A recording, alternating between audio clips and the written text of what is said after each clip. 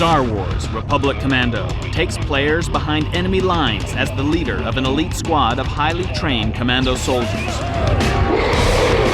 To gain insider's perspective on this type of combat experience, the animation team brought in Special Ops instructor Joe Bachoco, a veteran with over 30 years of military experience.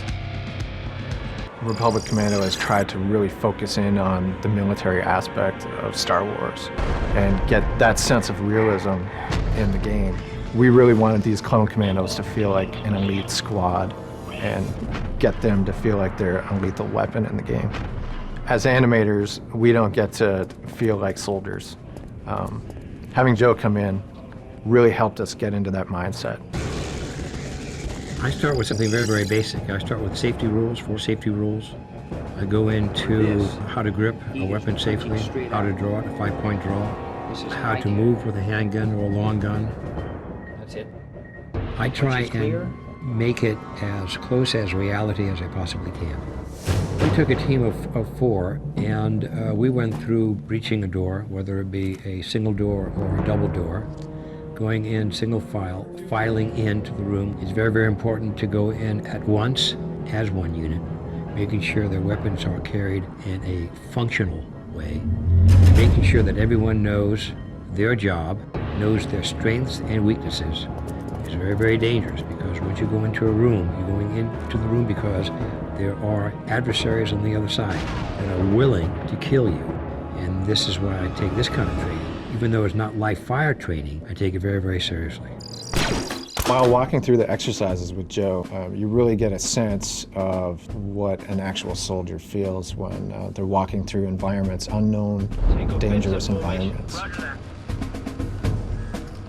You really get a sense of how vulnerable you are and how much you have to depend on your squad mates. The team then took this information and training into the digital realm, infusing the commandos with military precision and professionalism. First man in is going to... They need to think like I think and put themselves in my mindset. Take it very, very seriously. Think of them being fired upon, getting hit, getting hurt, and getting themselves killed. Once you put yourselves in that kind of frame of mind, you will do everything that you can correctly.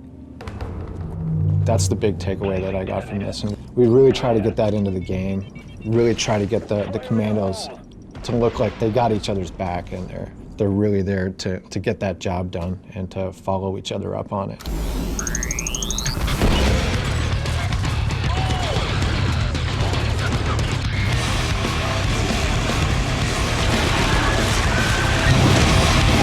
Audiences know actor Morrison from his tough portrayal of Jango Fett in Star Wars Episode II, Attack of the Clones. Now they can play as him, as the hard-as-nails squad leader, Delta 38. Take offensive formation. We are like the SAS or the Special Forces or the elite Marines, if you like, in space. I play this character Delta 38, which is the closest thing you can get to my Jango Fett character in Attack of the Clones. But we're an elite force, you see, so the player can actually get to play through me. I'm the first player, and of course I've got some boys with me, 3 other guys, all dressed up with an array of missiles and weapons. It looks for a very, very exciting game. Morrison infuses Delta 38 with his signature personality and quirky energy.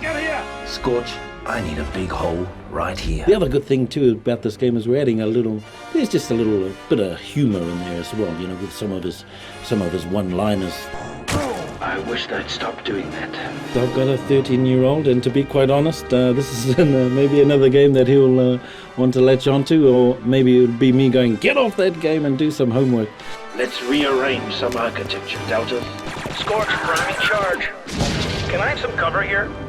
Just get us inside without killing the squad, okay, Scorch? Roger that, 38. The charge is set and ready to detonate. It's all yours, boss. Placing detonator. Clear. Fire in the hole! The soundtrack for Star Wars Republic Commando immerses the player into the world of the galaxy's most elite special operative team. Foley is a critical component of this audio. This art form, mastered by the feature film industry, has been used by the team at LucasArts to capture organic sounds and audible nuances for the game.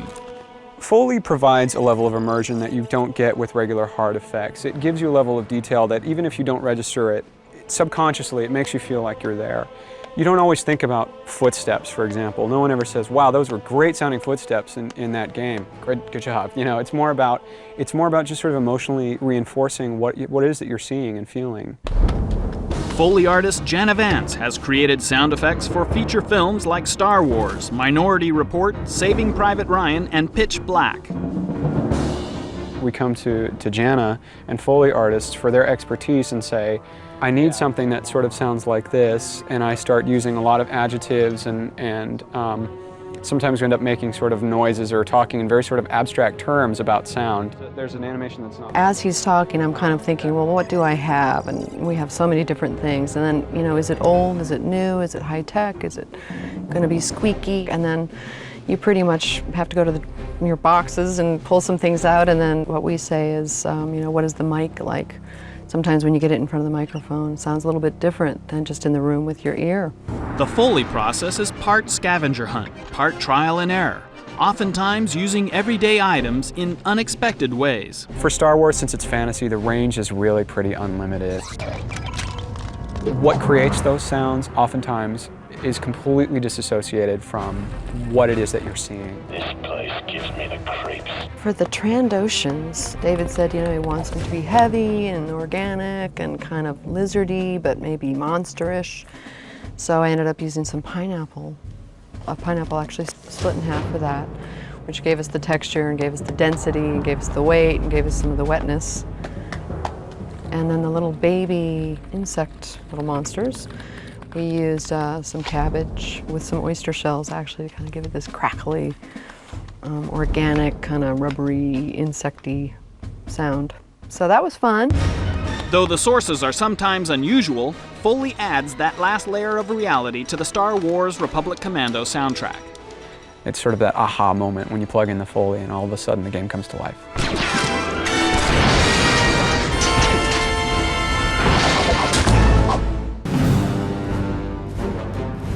Concept art is used by a development team to test and establish the look and feel of a game before actual construction begins. Even in an established universe like Star Wars, everything starts with concept art: weapons, locales, and characters. In designing the world of Republic Commando, concept artist Greg Knight took an interesting angle.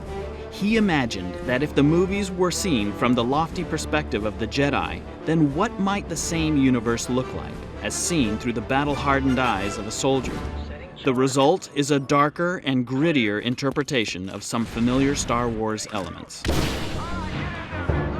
At the center of the Republic Commando gameplay experience is the Commando soldier himself. To create this elite warrior, aspects of the original Star Wars design were combined with elements drawn from other inspirations, including Roman gladiators, Navy SEALs, and ninjas.